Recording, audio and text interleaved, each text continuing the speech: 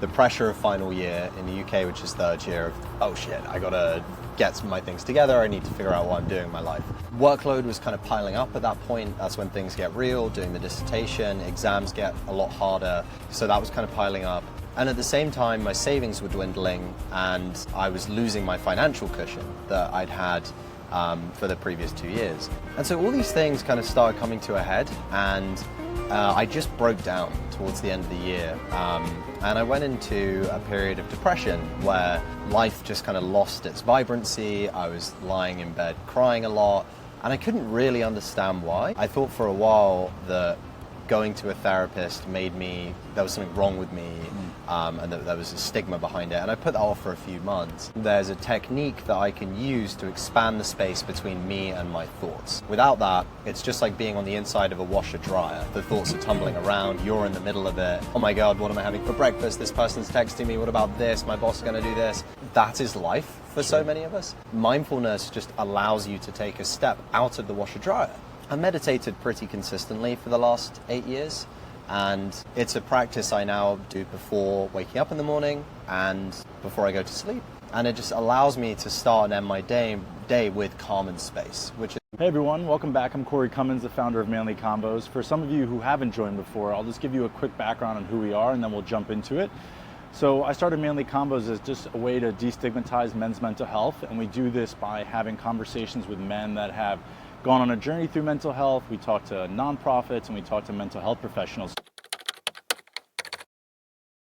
So I'm really excited today. I have Ben, who's a really close friend of mine. I've met him in Bali, and then we've had experiences living together in England, and now he lives in my hometown in New York. And Ben and I have always had a really close friendship, and I've always talked about mental health. So I'm really excited to have him on today to kind of talk about his journey. So Ben, would you mind just kind of introducing yourself? Sure. Thanks for having me, Corey. Hello, everybody. My name's Ben Bradbury. I just turned 30 last week, so in a new decade. When I met Corey, it was 2019, so 5 years ago.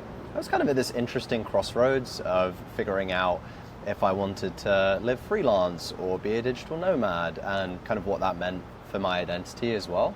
Here, now I've been in New York 3 years in total, and I've realized that kind of my head is definitely in the city, but my heart is in nature. And I think I need both of those to have a kind of a good mental health journey. But by day I make podcasts, and by night I run a community called Reading Rhythms, which is for people to find belonging through their shared love of reading here in New York and also in chapters around the world too. You and I have obviously had many discussions about mental health and going to therapy and also different ways of kind of working through things, and you and I were actually at the pool today kind of talking about different things that I was working through. I guess, what was your kind of first experience really recognizing that you needed to try to understand your mental health a little bit better, and kind of what forced you into it or made you kind of go on that journey?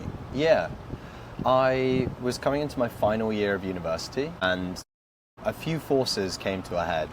One is the pressure of final year in the UK, which is third year, of, oh shit, I gotta get my things together, I need to figure out what I'm doing in my life. I studied history, so I knew I didn't want to be a historian or a librarian, so I discounted 2 of all the other options, but it felt very big at that time. Workload was kind of piling up at that point. That's when things get real, doing the dissertation, exams get a lot harder, so that was kind of piling up. And at the same time, my savings were dwindling, and I was losing my financial cushion that I'd had for the previous 2 years. And so all these things kind of started coming to a head, and I just broke down towards the end of the year. And I went into a period of depression where life just kind of lost its vibrancy. I was lying in bed crying a lot, and I couldn't really understand why. I got very lucky because I thought for a while going to a therapist made me, there was something wrong with me, there was a stigma behind it, and I put that off for a few months. And my partner at the time said, look, you've got this great family friend called Ali, why don't you just have a chat with her? Ali is a qualified psychologist, and to me, it felt like just having a chat with someone who knew me really well when I went to go and have a session with her. And that was my kind of foray into therapy. She recommended the book Wherever You Go, There You Are by Jon Kabat-Zinn, which was my introduction to mindfulness meditation. That's how I picked that up as well, and it's been kind of a slow, steady journey ever since. And so what were the things that you kind of worked on or discussed with her, and how did she really kind of help you as a therapist to kind of work through, as you said, you were going through depression, you were crying, all these types of things at home? I guess, what were the tools or the things that she helped you work on to kind of get out of that state? I think therapy can be helpful in a few ways. It can give one tools to use in everyday scenarios, but it can also give you understanding of yourself and where these things come from. On the tool side, mindfulness was definitely a big piece of this, in understanding that there's a technique that I can use to expand the space between me and my thoughts. Without that, it's just like being on the inside of a washer dryer. The thoughts are tumbling around, you're in the middle of it. Oh my God, what am I having for breakfast? This person's texting me, what about this? My boss is gonna do this. That is life for so many of us. Mindfulness just allows you to take a step out of the washer dryer and go, I'm thinking this way, or I'm observing this. And so meditated pretty consistently for the last 8 years. And it's a practice I now do before waking up in the morning and before I go to sleep. And it just allows me to start and end my day with calm and space, which is ultimately our reality. Our perception is our reality. On the understanding side, I think it's a constant journey, and even with my psychotherapist now, there's so much that I don't understand about myself and so much to continue working towards. The first thing that was really helpful for me was understanding I used to play there's a category of video games called RPGs, or role-playing games where you pretend to be somebody, and I played this online one called RuneScape, and Ali I was talking to her about all these hours that I used to put into the game, and she just made the observation of saying, well, if you weren't happy with how your actual life was, and yet when you interacted with people in the game, they saw you for who you were and didn't judge you, wouldn't that be an environment you want to spend more time in? And that was a kind of light bulb moment for me of realizing, oh, maybe that's why I was playing so many video games. It's because it's where I felt comfortable and safe online. And so that was a helpful insight that has been one of the reasons why I've kept coming back for more and tried to understand myself more. And so with that, I guess, how long did you go to therapy with her for? Initially, not very long. We had 3 sessions together in that initial period before I felt, okay, I'm out of this and I'm quote unquote good. We would then touch base every now and then, but it wasn't until 2023 when I decided, okay, I'm ready to see a therapist again for the next stage of my journey. And so I think one thing I always like to talk about, because people that listen to Manly Convos or men that I meet, there's obviously this, and you actually said in the beginning, there's a stigma around mental health or seeking help or any of these things. Like, a lot of my friends have said to me, like, Corey, why do you go to therapy? Like, everything's fine. And I always say, why do you go to the gym? You're thin. Mm-hmm. So I guess for you, I guess, how did you one decide that you're like, okay, I think I've gotten what I need to out of this experience, or this, going to your therapist, Ali, and then from there, I guess, what made you realize maybe later in life that there was something else that you wanted to work on and try to kind of understand? Because, like, for me, I've gone to therapy at many different junctures in my life, but obviously everyone has a different experience for it. Yeah, for sure. I think when I finished my first initial block, that had given me the tools and insights to come out of my depression. And I graduated with a 2-1, which I also had some pressure on myself and from my parents to get a good grade, so that was kind of released. I got a job at a startup, which is how I found out about entrepreneurship and started loving my work. And sure enough, as my relationship to my work increased, my joy increased, I started getting back into a good routine because I had to commute to London 5 days a week. Relationship with my family improved, and so it went. So I could kind of continue on this steady journey. In between, I mean, looking at it now, that 7 years is a long time. And I mean, I lived in New York for a year, went to Bali for a year, that's where we met. Lockdown happened, which was its own journey, and that helped me to spend more time with myself, and was hard from the amount I was working, and went through burnout properly for the first time, and I know what that's like now. But I had never felt like there was anything deep in me to quote unquote fix. Sure. Then I went to Austin, actually. I went to South by Southwest last year in March. I ended up having a conversation with this great guy called Warren. And Warren has a couple of very astute observations about my character that just felt like someone had hit the bullseye. And I'm like, damn, this guy's only been speaking to me for 15 minutes and he's saying this. And so I'm completely immersed in this conversation, and he said, I have someone I think that you'd like to speak to. And he tells me about this guy he's been working with, and he's a bit older. He was in his 9th year of practicing at the time, about to go into 50, and he introduced me to him. He's called Hal. At that time, I felt I'd accomplished this goal of moving back to New York. I was working with a company I loved. I was really just enjoying my life at that time, and I thought, okay, I feel like I have the space now to excavate and to understand what that next thing is. I think at the time I thought there was some stuff to figure out, but now I just have so much more appreciation for how much there is that I don't know and how much there is still to learn. And so, yeah, I'm glad that Hal has been a pretty trusty guide in my journey with psychotherapy since then. And what were the things that the guy you met in Austin, what were the things that he said that made you realize you're like, or that kind of really hit the nail on the head for you? Yeah, I think I place a high value on intellect and sometimes use my intellection as a tool to keep up. So for context, I was one of the youngest people in my year growing up, and I was also quite small. I didn't have a growth spurt till I was 15, 16, so I was very used to physically being the smallest guy. But the one thing I did have was my smarts, and I remember going up to kids 8, 9 and being like, I'm not as big as you, but I am as smart as you. That is a way to make friends, it would turn out. But at the time, it kind of made sense to me. And so, yeah, I was able to kind of keep pace with schoolwork and use my brain. And so that's been, I think, a kind of crutch on my identity that I'm still working through. Feeling this insecurity, this need to show up as a smart guy in some areas. And Warren was able to clock this. Like, what he said to me was, I feel like you spend a lot of time in your head and not so much time in your heart. And that very much struck a chord with me of just existing from the neck above and not really understanding where it lives in my body and where those sources are. So yeah, when he said that, I thought, this guy's definitely got something.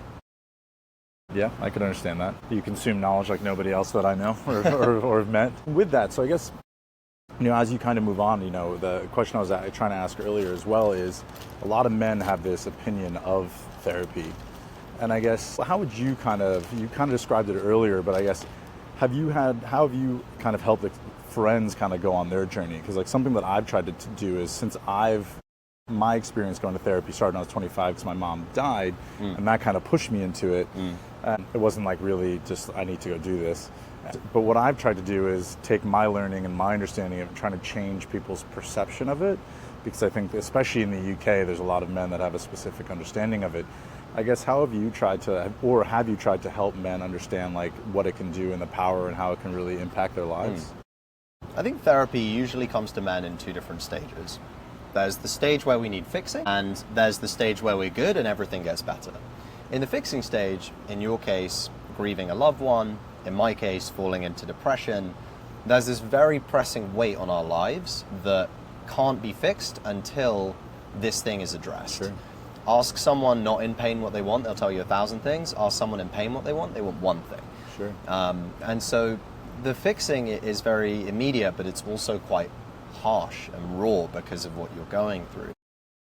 So I think those are easier to identify, and usually if someone is just not feeling helpless, not understanding why they're going through a certain way, then it's kind of a case of guiding them through it. The other case, which is when I recommend people get into therapy, is when everything in your life feels like it's going well and you just want to take it up a notch. That was my experience last year. I feel like things are good, but there's more that I could know about myself.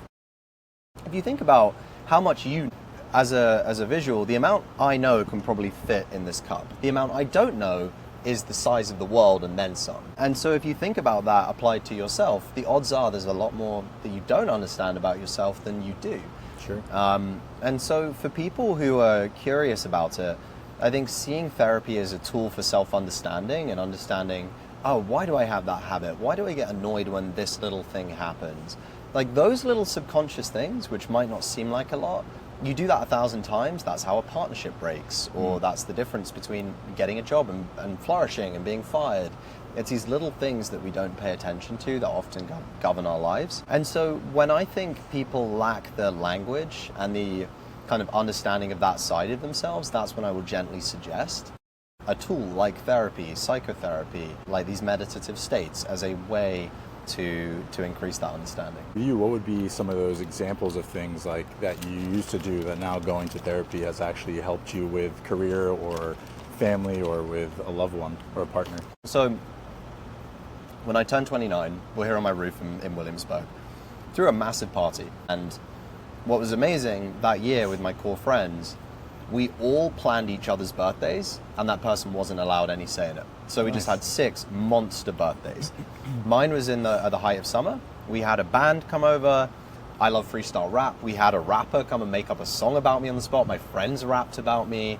There was a crazy poster. There was just all these details that made 29 a banger. And what was so cool about that birthday for me was it really just felt like this outpouring of love.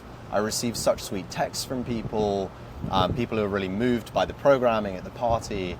It just really solidified how strong my friend group and social circle here is in New York and around the world. Last year, about 3 months before that, I had this realization in going through psychotherapy. A lot of my trauma is stored up socially because I was unlucky enough to be diagnosed with an autoimmune disease called ITP, which affects about 1 in 10,000 people. It means the platelets in your body can't function, the count drops to 0, your blood can't move.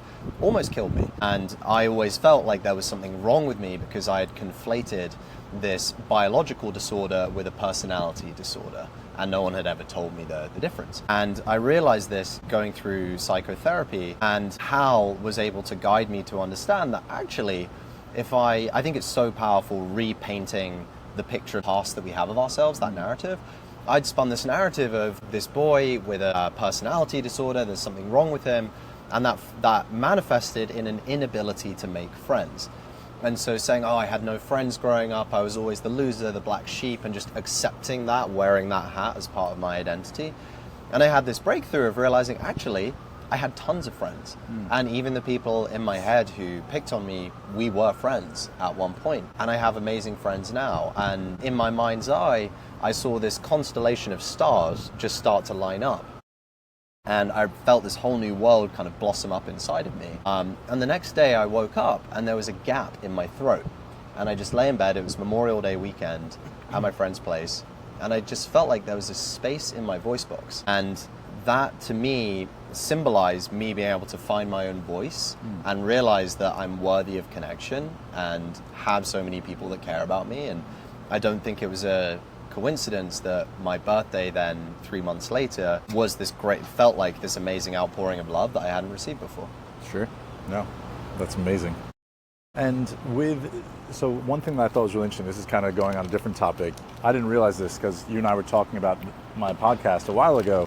I think when you were in London, we were walking and you were saying that your dad is a part of Men's Shed Club. And I go, oh, funny. I was trying to reach out to someone to speak to them. And obviously, the podcast is a new thing, and part of me doing a podcast is inspiration from what you do. I guess, have you seen your relationship with your father become closer as he does Men's Shed Club and your journey as well? Because, I don't know, I love my father, but I wish he would do something like Men's Shed Club. It would never happen, but have you seen anything like that with your father? Because I know a lot of men sometimes struggle to connect with their fathers because, most men have never gone to therapy. We're like really the first generation of men that have really become open to it. So have you seen your relationship kind of change and evolve with him? Yeah, that's a good question. My dad going to the Men's Shed, I think timing-wise, coincided with his retirement 4 years ago. Since retiring, he's really thrown himself into becoming a citizen in his local community. They live in a village in the English countryside, and he has done everything from be a ranger, clearing up the path walks, keeping the community bulletin board clear, participating in the local choir at St. Mary's, and the Men's Shed. And he just thrives off of that kind of social energy. And I think his other 2 big passions in life are cooking. He's amazing with food, and golfing. He's got a pretty nasty handicap. And just seeing him be able to spend that amount of time with and in and around his passions, I think has made him a much lighter individual and just so much fun to be around. And I think before, my dad and I had this relationship where we were close, but now we're boys. Like, we joke, we banter, we poke fun at each other. It feels like a very adult, mature relationship that, to me, I perceive kind of started around lockdown. I think what's cool about the Men's Shed is it creates space for discussion about what's going on while keeping your hands busy. I think that's something important for us men, is like, I love For my birthday, we put out a painting station, and we're doing drawing with acrylic markers, and we're able to have conversation while we're doing that thing. For the men's shed, it's repairing bicycles or tinkering with bits and bobs. But as you're tinkering, you're kind of mentally or consciously distracted, which allows you to have these open conversations rather than sitting down and being like, we're going to talk about our feelings. No, it can be something much more fluid. I think it's great, and it just creates the space for him to chat with other people who understand what he's going through.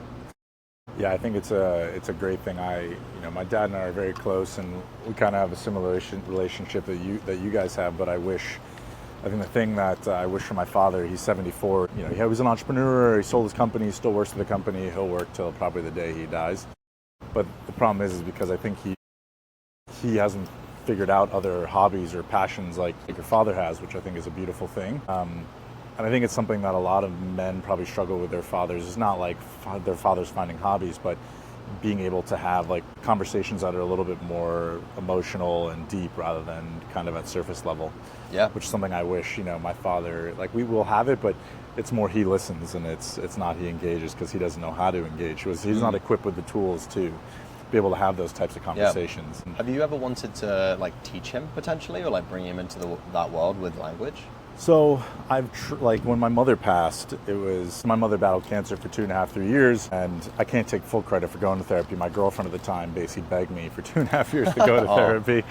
And then kind of a light bulb switch where I realized that one day I got quite aggressive, which, as you know, I'm quite a direct person, but I'm not someone who's aggressive. No. And so I was like, maybe there's something here that I need to check out. And so my brother also went to therapy for many years. He went when he was younger, and then when my mother passed, he started going back. And so I was home, so I would try to talk to my dad about stuff. But you can tell, like, I actually brought up him going to therapy and talking to someone after my mother passed. And his reaction was, I went to therapy when I was a teenager. And I said to him, I go, sure, but therapy was very different back then when you went. And also, you were 15. It wasn't you lost your wife that you loved and were married to for 25, 30 years. So I've tried to have conversations with him and pick him out, but it's just not in his nature. I think one of those things he looks at I think his philosophy's changed on therapy, where before, if I said I was going to therapy, it was very much like, well, what's going on? What's wrong? Where now he sees, okay, well, you can go to therapy not just if things are wrong, but for him, it's just like, I think he also doesn't want to unpack the box. My dad had a tough childhood. His father was manic and was in and out of a mental asylum and grew up quite poor. And I think there's a lot of things that he just doesn't want to unpack, which resurface. Yeah, I'm sure you know that when people get older, it's even harder to get them to do things. But yeah, sure.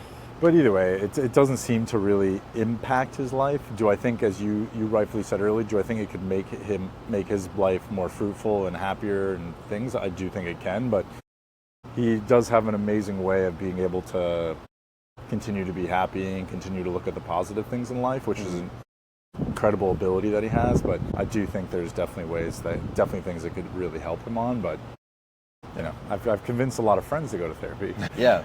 But not my dad, unfortunately. But yeah, even looking back at my mother, mother could have really used therapy. She had a tough childhood with her parents. Her parents were really hard on her, and I think therapy would have had a huge impact. But I was also too young to really notice at the time. My parents never brought up therapy or anything when I was a kid, so right. It was very much. Wasn't an idea that you wanted to. No, do, not at all, man. I can't imagine what would have happened if I went to therapy earlier. But it's it's part of the experience. It is great to see more younger people talking about it, more willing to go to it. It is interesting, though. I do think there's a lot of people that go to therapy, but I don't see the impact they want. I think it might be from the therapist they have, or they don't really try to take what the therapist is teaching them and try to like put it into practice. Like I say, it's like going to the gym, trying to lose weight, and then going home and eating ice cream or fried chicken or something. It's like it's not going to have the impact. Right. So I think there's that as well. I do think there's, especially because of COVID and all these types of things, I think there's a lot of people going, but I do think people need to also make sure that they want to have the right person for them and also are taking the homework and really trying to put it into effect, because it's not something that happens overnight. That's part of the hard part of it is I get homework from Hal, and we'll go through like sometimes pretty intense sessions, and then he's like, all right, if this happens to you, pay attention. Why is this coming up? What is your self-talk? What images are you seeing in your head? What are you dreaming?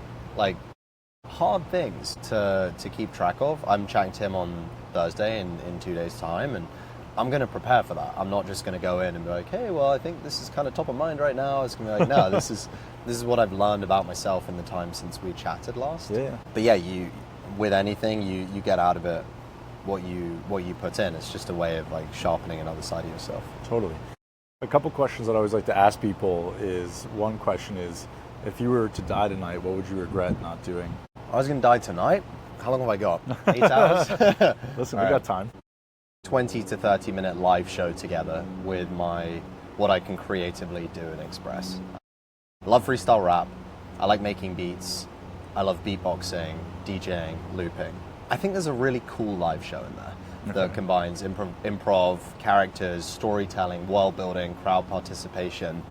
It's germinating, and I have an idea what it looks like. I just haven't pulled the trigger. Life is getting in the way. But that's definitely something I would like to give more time to in the future, for sure. But yeah, I'd regret that. And if what would be the next chapter of your life? So if you were to look and say, okay, in the next 2 to 5 years is a chapter, what would that chapter be? Yeah, I've given some thought to this going into my 30s. I'd like to keep leaning into wellness as a theme for me. I'm sleeping better than ever before after kind of 4 years of dedicated work on it. Continued to be flexible as in physical therapy last year, which was awesome. You've given me some great exercises with bands before. Bands? Yeah, they're awesome. I'm going to go do them tonight.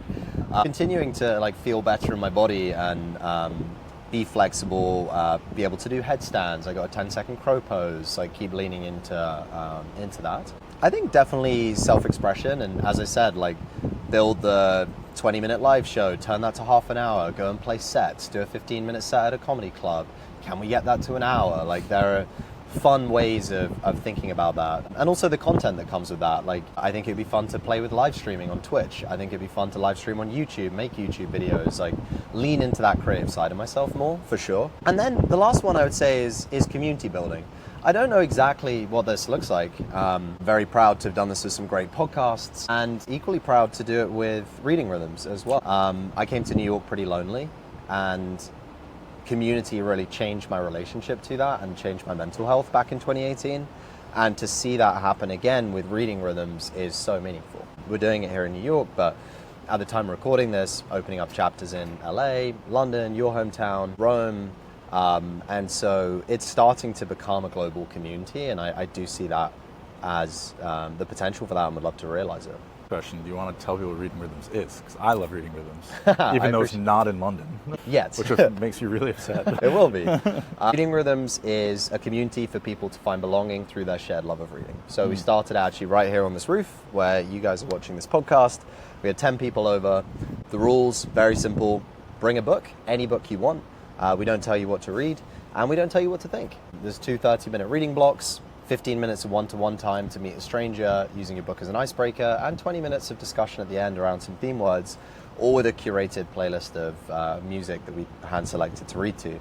It's always great people. We look for people who share our values of connection, intentionality, playfulness, and wonder. We started it to read more in New York. Didn't at all plan on it striking this global chord, but have had my first national television appearance now, and had the New York Post write an article about how I met my girlfriend JC through Reading Rhythms, and just all these crazy experiences from it. But I think the main thing has just been seeing how much people resonate with this concept of having time to themselves in community through their reading. And yeah, it's been very fulfilling to build it so far. Yeah, well, I can say for myself, obviously I've experienced it once when I was home in New York, but for me, as you know, I've started drinking a lot. Well, I don't really drink anymore at all. And you know me, I love activities, and I think the thing for me that I really liked was that I like reading, but I struggle with the pace of work to like come home, and I don't like to read at like 9, 10 o'clock before I go to sleep because it actually makes me fall asleep.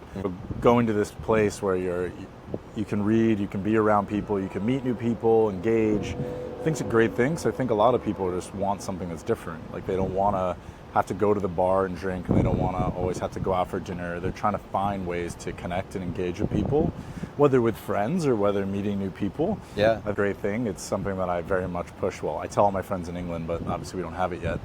because you move so slowly. No, I think it's a brilliant idea. I think it's something that's really exciting, and you're seeing obviously all the success you've gotten from it. So I'm looking forward to coming to London. I'll be a continuous joiner of these parties. I appreciate that. I hope I get like a VIP sticker or something. Maybe a sweatshirt. Yeah. Yes. But no, there's like 2 more questions. So these are things, because I always love to hear people's responses to this. And so the other one is, what is like the best piece of advice you've gotten from someone? Ever? All-time advice? Well, it doesn't be ever, but something that comes to your mind. I'm very close to my uncle, Peter. He's a bit older. He's 83, 84. And he's mentored me for a few years. I met up with him in person in Canada. He lives in Calgary. Went to go see him last year. And my parting question to him was, do you have any career advice? Just like bigger picture outside the projects we're talking about now, like Ben as a career. And he said, I think a lot of people try to shoot up the career pole very quickly. And they make a lot of progress in a discipline. But the problem is they haven't built a very strong foundation, which means they slide back down. When things pivot, you don't have the knowledge, the context to move. And he said, I think it's much smarter to go slower and acquire knowledge across a broader array of disciplines, because what you're doing then is, instead of shooting up a flagpole, you're building a pyramid. And with a wide base or foundation of lots of different skills and disciplines, you can apply that to new challenges, such that when you face new obstacles or pivot, you're able to move with the times. So that's been very helpful for me, and I think it's summed up in this pithy Navy SEALs fortune cookie quote, but slow is smooth and smooth is fast. Go slow, do it right, and that's actually the way to get what you want. Yeah, it's interesting. That's actually a really interesting piece of knowledge, because when you look at the tech industry, which, you know, we both kind of work in adjacent aspects to it, is you see a lot of people want to just like climb up the ladder as fast as possible, and you actually see that they're not actually gaining the foundational layer of information. So even when they get to the top, they can actually be a true leader at it. And yeah, I think that's a really brilliant piece of advice. And the last one, which I asked everyone this, but I actually think you and my buddy Eric are probably the 2 people that should answer this out of everybody, which Eric did. I know you know Eric. But I always think, because sometimes people might not be ready to go to a group, they might not be ready to speak to a therapist, they might need to dip their toes into the kind of figuring out what mental health is and how to work on it themselves. Yeah.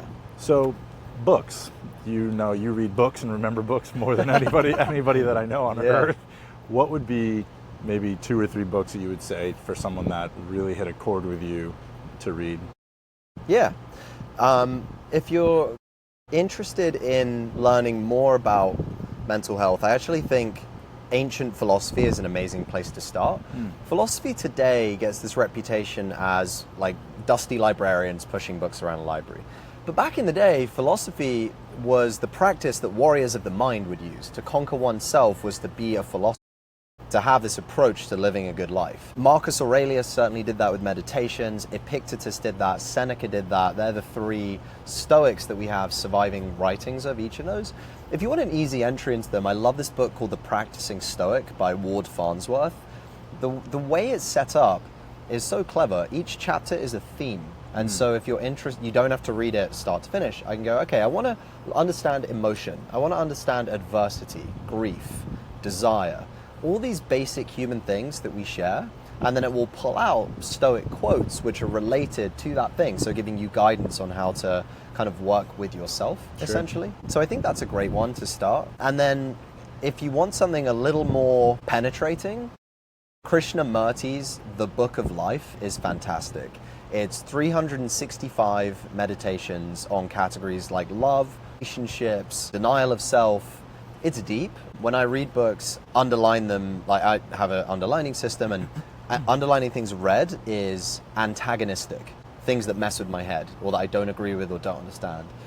The Book of Life has the single highest amount of red highlights of any book I've ever read. It's a lot of knowledge that just made me reconsider myself and the way that I look at life. And he doesn't mess around. He's like you, he's direct, he's to the point, kind of very straight talking as a philosopher. And yeah, that's left a profound impact on me. No, perfect. Well, I figured if anybody would have some books that nobody's ever heard or read, it would definitely be you. I got you. And my buddy Eric. Well, listen, man, I really appreciate you joining. Hopefully maybe one day we'll be able to get you and your dad on. Maybe we'll see. But either way, I need to interview Men's Shed Club. But yeah, thanks for being my first podcast in person, which was a new experience for me, so I appreciate it. My pleasure, Corey. Thanks for being here. Appreciate it. Thanks. Sweet. Boop, boop.